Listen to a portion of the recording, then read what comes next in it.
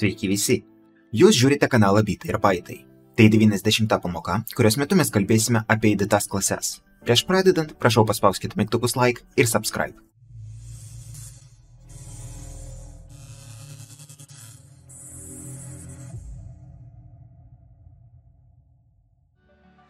Mes galim sukurti su jumis klasę ir padaryti taip, kad viduj tos klasės būtų dar viena klasė. Ir taip vyks, mes be problemų galim tai padaryti. Bet jeigu mes bandysime sukurti tos klasės objektą, pas mus įvyks klaida.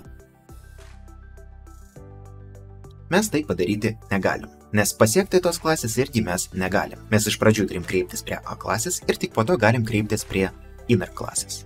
Bet dabar pas mus įvyksta dar viena klaida. Mums sako, kad inner klasė yra nepasiekiama. Mes negalim pasiekti tą klasę dėl jos protection levelio. Tai mes prie raktažodžio class čia turim parašyti raktažodį public. Ir tada mes galėsim pasiekti tą klasę.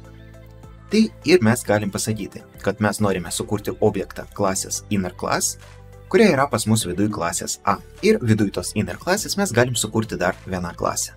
Ir tokia grandinė iš klasių gali būti bet kokio ilgio. Ir objektą visų tų klasių mes galėsim sukurti, jeigu ta klasė pas mus nėra private. Lygiai taip pat viskas veikia, jeigu tai pas mus bus struktūros.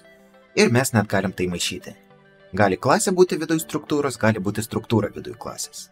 Dažniausiai taip nieks nedaro, bet kartais toks dalykas gali būti reikalingas. Jeigu mes norim sukurti kažkurią klasę, kuria dirbs tik su objektais išorinės klasės, tai čia pas mus yra vidinė klasė, čia pas mus yra išorinė klasė. Ir ta išorinė klasė pas mus yra išorinė visiems kitiems klasėms. Arba taip pat tai gali būti ir struktūra. Ir jeigu inner class objektas gali dirbti tik su struct A objektais ir jis nereikalingas išorėje, tai mes galim padaryti tą klasę private ir naudoti tą klasę tik čia viduj.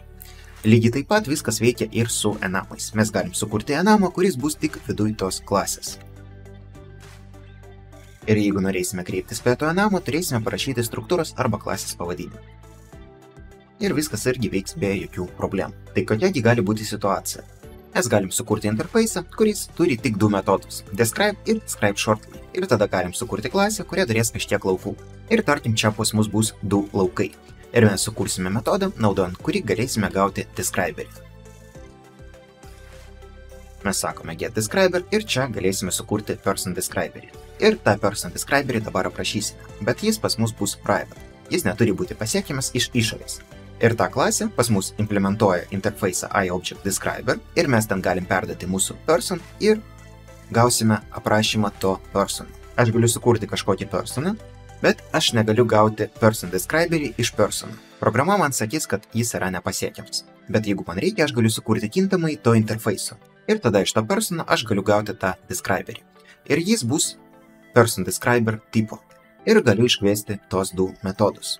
Ir paleidus kodą, aš gaunu teisingą atsakymą. Aš negaliu kreiptis prie person describerio, bet aš galiu dirbti su juo naudojant interfeisą. Bet pats describeris yra paslėptas. Kartais galima dirbti tokiu būdu, bet taip daroma pakankamai retai. Tarkim, jeigu mes pažiūrėsime, kaip yra padaryta list klasė, tai čia viduj mes galim gauti vidinę struktūrą.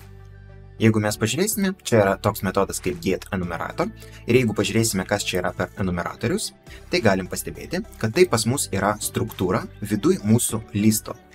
Tai kaip matote, čia yra listas ir yra enumeratorius, bet tas enumeratorius pas mus yra public. Ir taip aš galiu sukurti listą ir galiu sukurti listo enumeratorių. Kas yra enumerator ir enumerable objektai, mes kalbėsime truputį vėliau. Bet jūs galite dabar pastebėti, kad ir pats Microsoftas rašo taip kodą. Lygiai taip pat enumeratorius turi hashsetas ir dictionary ir visos kitos kolekcijos. Ir tokiu būdu gali būti paimtas enumeratorius bet kokio tipo ir aš galiu praeiti pro visus elementus, kuriuos tik noriu. Na ir kai mes parašym paprastą ciklą, mes gauname elementus kiekvienos iš tų kolekcijų. Tai dabar jūs žinote, kaip parašyti klasę viduj kitos klasės. Jei norite užsakyti pamoką, galite tai padaryti paspaudus pirmą nuorodą video aprašymą. Ačiū, kad žiūrėjote, lauksiu jūsų kitoje pamokoje.